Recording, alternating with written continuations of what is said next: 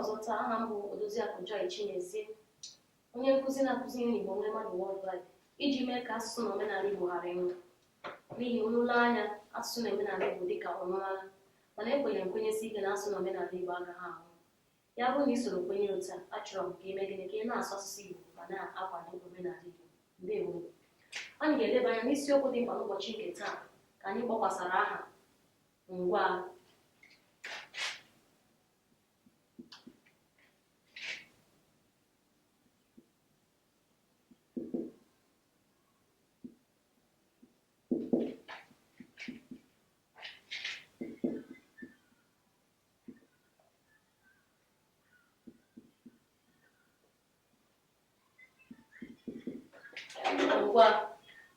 Ngwa bụ otu n'ime nkeji asụsụ Igbo. Nkeji asụsụ bụ ha na-akpọ parts of speech. Parts of speech bụ nkeji asụsụ. Ya bụ n'ime nkeji asụsụ anyị ga-eleba anya na one part of speech. Enwere different parts of speech. Enwere ọtụtụ nkeji asụsụ. Enwere aha, noun. Enwere pronoun, nnọchiaha. Enwere conjunction. Enwere ndị ọzọ dị iche iche. Enwere adjective na ihe ndị ọzọ. Anyị ga-eleba anya na nke a kpọrọ ngwa. Ngwa, verb. Ngwa, it is called in English language verb. And in ndị bekee say that verb is an action word. A verb is an action word or a doing word.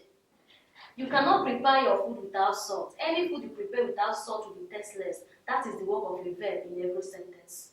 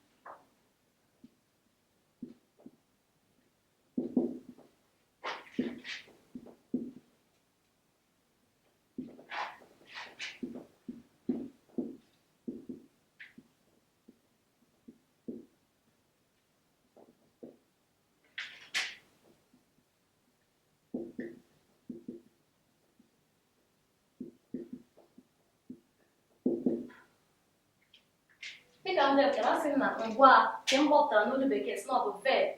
Ngwa bụ otu n'ime nkeji asụsụ Igbo. It is a part of speech. Ọ bụ otu n'ime nkeji asụsụ Igbo.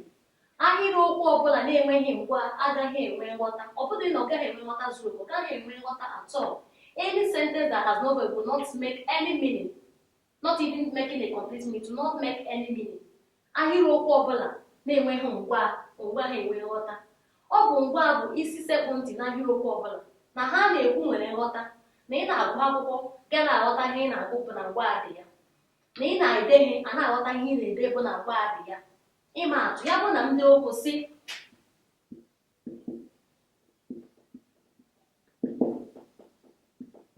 Obi gburu agụ. Gị lee n'ahịrịokwu a, Obi gburu agụ. It is a sentence. Ị ga-ahụ na enwere ngwa bụ ngwa dị n'ahịrịokwu a bụ gburu. Gburu. The verb in this sentence bụ gburu. Ya bụ na m si Obi agụ, it makes no meaning. Nweghị nghọta. Nkwụ Obi agụ, onye na nga m na-ekwe ga-eche na isi ọdịkwa onye nke mma. Mana ọ bụrụ na ndị Obi gburu agụ, onye nụ na Obi gburu agụ, ọ ga-aghọta na yes, Obi killed a lion. Otu ahụ ka ọ dị n'asụsụ bekee, Obi killed a lion. N'ebe a, Obi n'asụsụ bekee bụ the doer of the action, which is the subject. Now, gburu is the verb. Ebe agụ bụ gịnị? The receiver of the action, which is the object. Obi bụ onye mere ihe, o mere, a na-akpọ ya o mere. Doer of the action or subject n'asụsụ bekee. Gburu bụ verb. Ka anyị kpọrọ n'asụsụ Igbo ngwa. Agụ bụ object, that is receiver of the action. Mbụ gịnị? Onye mere ihe. Nke a bụ maazụ iji mee ka ịghọta uru ngwa maọbụ ihe bụ gịnị? Ihe bụ ngwa. Ka anyị leba anya na ọtụtụ ngwa, ụdị ngwa dị iche iche nke enwere n'asụsụ Igbo. anyị ga-ahụkwa mpụtara ya n'asụsụ Bekee.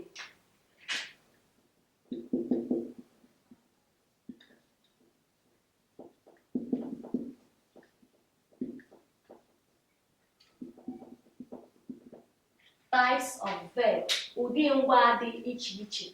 Nke mbụ bụ anyị kpọrọ omekangwa.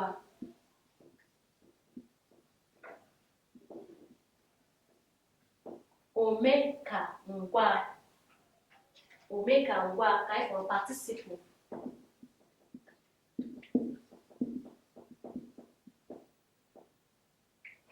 Omekangwa bụ ka anyị kpọrọ participle. A na-enwere enyemaka ngwa.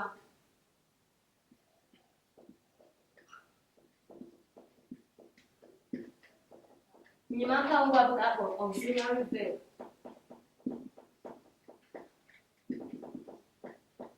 Auxiliary verb. O nwere ka a na-akpọ isi ngwa.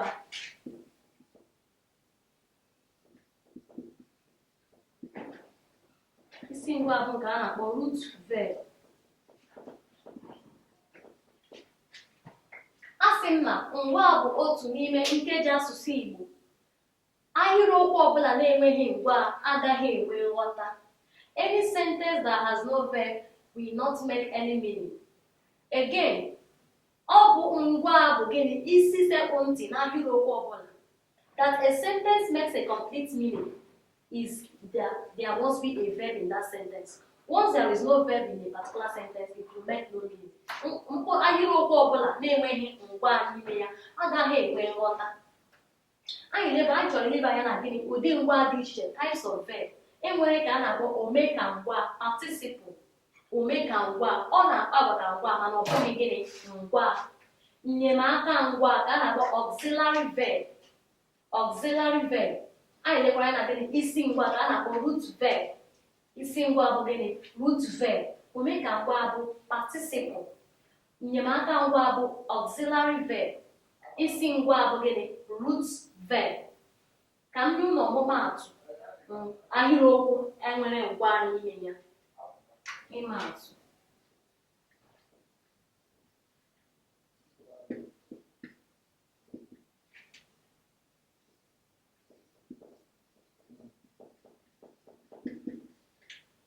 O jere ahịa.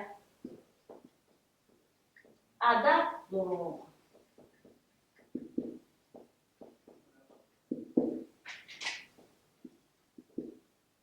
Obi gburu agụ.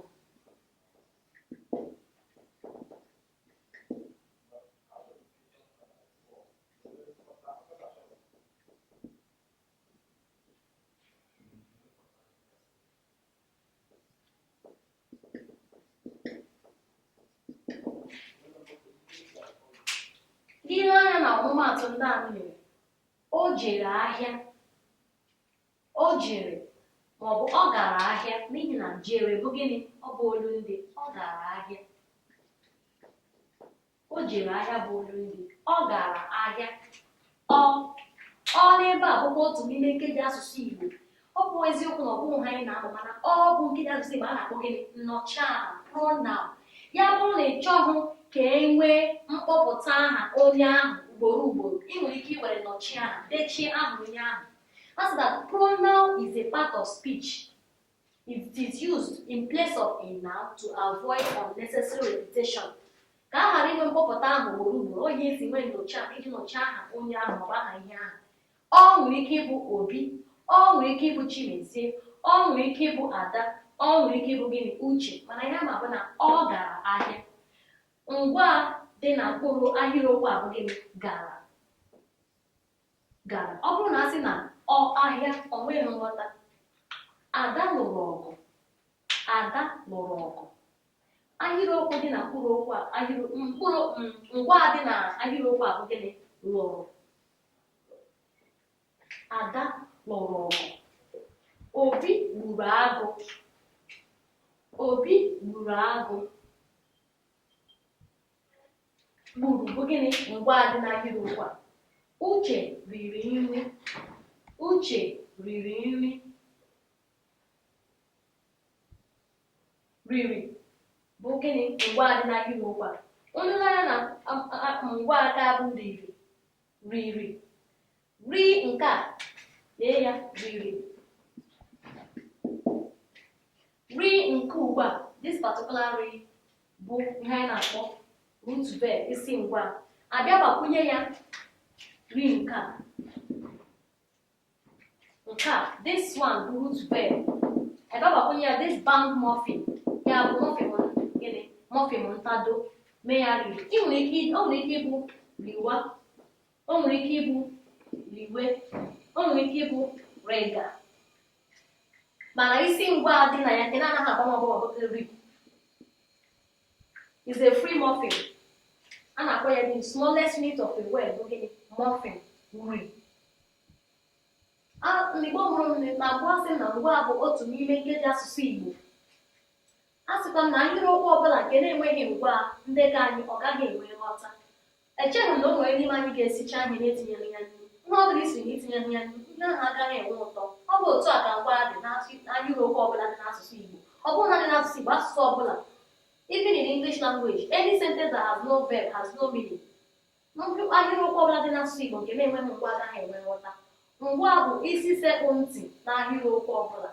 Emekwara m ka ụnụ mata ụdị ngwa dị iche iche na anyị nwere dịka mkpọpụtara ya: omeka ngwa, participle, enyemaka ngwa, auxiliary verb, isi ngwa, root verb. Ma bịa n'ụlọ ịma atụ ahịrịokwu dị iche iche nke anyị nwere ike ịhụ ngwa n'ime ya. Ọ gara ahịa, gara bụ ngwa dị na ya. Ada lụrụ ọgụ, lụrụ. Obi gburu agụ, Uche riri nri.